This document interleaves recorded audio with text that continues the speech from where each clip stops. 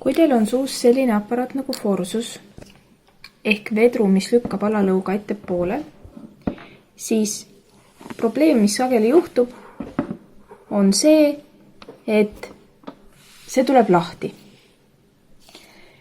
Selleks, et seda tagasi panna, tuleb patsiendil suu väga lahti teha ja vedru osa natukene kokku suruda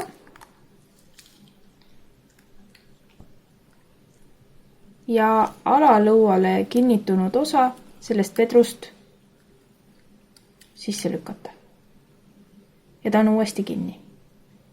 Kui see ei õnnestu ja osad on ikkagi lahti või on mõni nendest üldse ära tulnud, siis võib fikseerida eraldi ülemise ja alumise osa hambaniidiga kaare külge.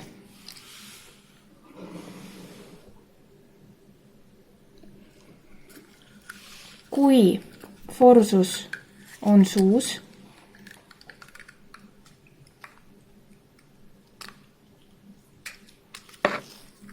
ja see torgib, siis siia peale võib panna ka kaitsesilikooni.